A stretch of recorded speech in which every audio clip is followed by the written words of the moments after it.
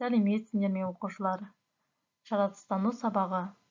Адамның дене мүшелері мен олардың қызметі. Адам табиғаттың бір бөлігі. Адамның денесі сыртқы құрылысымен ерекшеленеді. Біз барлық қимылды дене мүшелері арқылы орындаймыз. Суретке назар аударайық.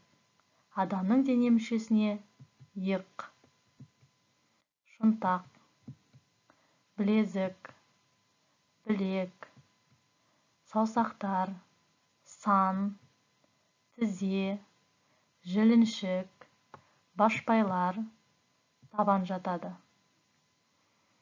Адамның әр дене мүшесінің өз қызметі бар. Мысалы, аяқпен жүреді, қолмен ұстайды, көзбен көреді. Біздің дене мүшелеріміз әр түрлі қозғалыс жасауға мүмкіндік береді. Адамдардың өсуі мен дамуы үшін пайдалы тағамдарды қолдану керек. Адам үшін демалу өте маңызды. Сен қалай өстің? Сен өсіп келе жатқанда қалай өзгердің? Сен дүниеге келдің, сәби болдың. Одан әрі сенің балалық шағың басталды. Қазір сен оқушысың. Адам бірден қартая ма? Адамның жасы ұлғайған сайын бойы қалай өзгереді? Кіші мектеп жасынан кейін жасөспірімдік кезең, жастық шақ, кемелдену кезеңі, қарттық шақ келеді. Бала сәбилік, балалық шақта және жасөспірімдік кезеңде тез өседі. Жастық шақта өсіп жетіледі. Кемелденген және қартайған шағында адамның өсуі тежеледі. Адамның денесін ұстап тұратын сүйектердің жиынтығы қаңқа деп аталады. Қаңқаға бас сүйек, төс сүйек, қабырға, омыртқа, қол сүйектері, аяқ сүйектері, жамбас жатады. Ол ішкі мүшелерді қорғайды, әрі денеге пішін береді. Бас сүйек бастың пішінін береді. Қабырғалар төс сүйек пен омыртқа кеуде қуысын құрайды. Дене сымбаты дұрыс қалыптасса, қаңқа сүйектері де жақсы жетіледі. Сондықтан жүрген кезде, партада отырғанда денені тік ұстау керек. Біздің ағзамыздың негізгі мүшелерінің бірі бұлшық еттер. Олардың көмегімен біз түрлі қимыл қозғалыс жасаймыз, қалам ұстаймыз, секіреміз, жүгіреміз, заттарды көтереміз, лақтырамыз, кітап оқимыз, ойнаймыз, қалам ұстауға көмектеседі. Олар бірде жиырылып, бірде босап, кезек жұмыс істейді.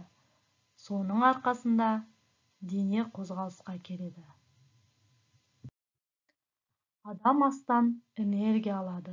Адам күші мен энергиясын орнынан келтіру үшін тамақтану қажет. Оның мөлшері адамның жасына, істейтін жұмысы мен күні бойы жұмсаған энергиясына байланысты болады. Ас қорыту жүйесіне ауыз қуысы, өңеш, асқазан, ащы-ішек, тоқ-ішек жатады. Қорытылу барысында ас ағзаға сіңуге ыңғайланып, ұсақ бөліктерге ыдырайды.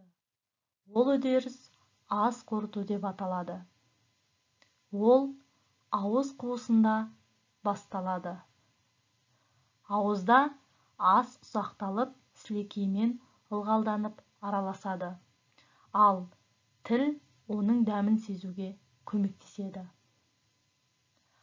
Ас өңеш арқылы асқазанға түседі. Одан ас қорыту ащы-ішекте жалғасады. Ащы-ішектен құнарлы заттар қанға өтеді. Одан әрі тоқ-ішекте су сіңіріледі. Қалған тығыз қалдықтар төмен қарай тік ішекке сырғып, сыртқа шығарылады. Тыныс алуға қатысатын мүшелер тыныс алу мүшелері деп аталады. Оған мұрын, кеңірдек, ауа тамырлары, өкпе жатады. Ауа өкпеге мұрын не ауыз арқылы өтеді. Мұрын қуысында ауа шаңнан тазартылады, жылжиды әрі ылғалданады. Өкпеге осындай тазартылған, жылынған ауа барады. Қан айналым жүйесі жүрек пен қан тамырлардан тұрады.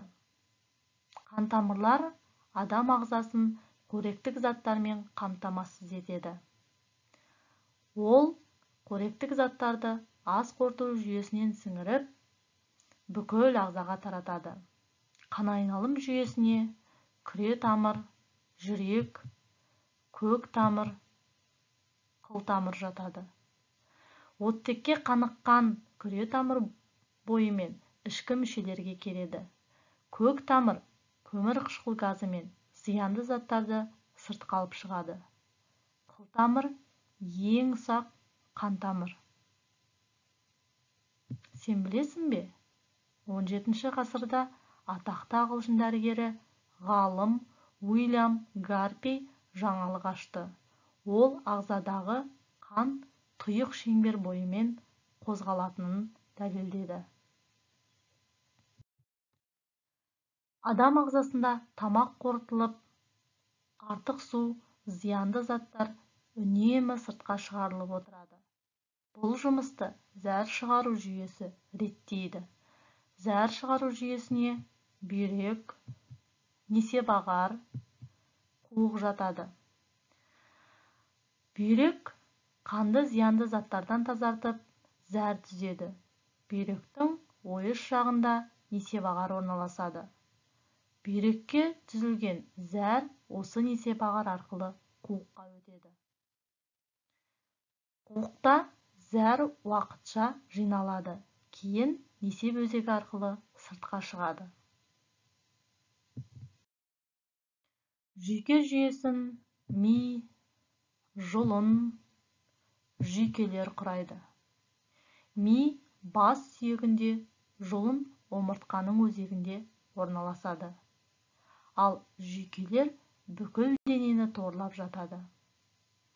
Жүйке жүйесінің қызметі адамның барлық дене мүшелерінің үйлесімді жұмыс істеуін реттейді және басқарады. Сен білесің бе? Адам миының есте сақтау қабілеті әлемдегі ең қуатты компьютер мен процессордың жадысынан да мықты. 2015 жылғы зерттеуге сүйенсек, адам миының 1 секундтағы белсенділігін қайталау үшін ең қуатты компьютерге 40 минут қажет болған.